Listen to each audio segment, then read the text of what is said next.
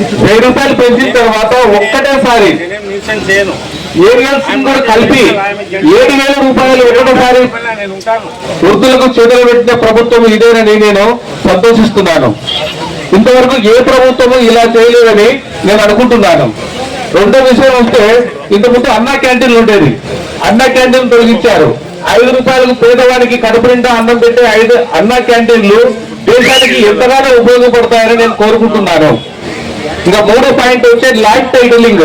Land titling మన పొలాలను మనం కాకుండా అభయ ఆందోళన చేసినారు. దాన్ని ల్యాండ్ టైటిలింగ్ ను రద్దు చేశారు. ఇంకా ఇసుక పాలసీ విధానంలో ఈ ఎవరైతే బెల్టర్ పని చేసుకుంటారో వారికి ఎంతమందికో జీవనోపాధి అనేది కలుగుతుంది. అలాంటి జీవనోపాధిని లేకుండా చేసింది గత ప్రభుత్వము. ఈ రోజు ప్రతి ఒక్కరికి పని కలుగుతుంది. ఇసుక లేనిదే నిర్మాణాలు చేపట్టలేము. ఆ నిర్మాణాలకు ముఖ్య కారణం ఇసుక. అలాంటి ఇసుక ఈ రోజు నిన్న కూడా న్యూస్ లో చెప్పడం జరిగింది. 24 గంటలు ఎప్పుడైనా కానీ కూడా అందుబాటులో ఉండాలా. దగ్గరలో ఎవరికైనా కానీ ఇసుక ఉంటే ఇసుక వాళ్ళు ఫ్రీగా తీసుకుపోవచ్చును, ఎలాంటి టాక్సెస్లు కట్టాల్సిన అవసరం లేదని ప్రభుత్వం ప్రకటించడం జరిగింది. అదేవిధంగా మెగా డిఎస్సి 20 లక్షల ఉద్యోగాలు సృష్టించబోతున్నారు. అది ఇప్పుడు జరుగుతుంది. ఆ తర్వాత మద్యం పాలసీ, కొత్త పాలసీ. పోయిన గవర్నమెంట్ మనకు 500 రూపాయలు కూలి వస్తే 250 రూపాయలు బుడ్డికి పోయేది, 250 రూపాయలు ఇంటికి వస్తుందో లేదో అనే విధంగా ఉండేది. కానీ ఇప్పుడు 100 రూపాయలలో నాణ్యమైన మద్యాన్ని అందించడానికి గవర్నమెంట్ నిర్ణయించుకుంది. ఎన్టీఆర్ హెల్త్ యూనివర్సిటీని పోయిన గవర్నమెంట్ పేరు మార్చితే ఆ పేరును మళ్ళా పునరుద్ధరణ చేయడం జరిగింది. ఆ తర్వాత దిశ చట్టాన్ని ఇంత ముందు ఉండే, ఇప్పుడు మహిళా పోలీస్ స్టేషన్ ఏర్పాటు చేస్తున్నారు. సపరేట్ గా మహిళా పోలీస్ స్టేషన్ అనేది, దాని నుంచి మహిళలు పూర్తిగా రక్షణ పొందవచ్చు. ఆ తర్వాత వచ్చేసి అమరావతికి 15,000 కోట్లు తీసుకొచ్చిన నాయకుడు చంద్రబాబు నాయుడు గారు అని చెప్తున్నాను. పోయిన గవర్నమెంట్ లో 30 సార్లు 40 సార్లు ఢిల్లీకి వెళ్ళారే కానీ జగన్మోహన్ రెడ్డి గారు ఏం తెచ్చిన దాఖలాలు అయితే ఎక్కడ కానరాలేదు. కానీ అమరావతికి 15,000 కోట్లు తీసుకొచ్చినారు. ఆ తర్వాత పోలవరానికి 12,500 కోట్లు తీసుకొచ్చిన ఘనత చంద్రబాబు నాయుడుకి ఉంది.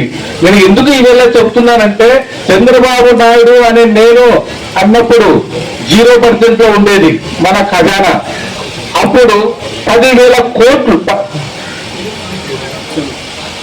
10,000 లక్షల రూపాయలు అప్పు ఉండేది.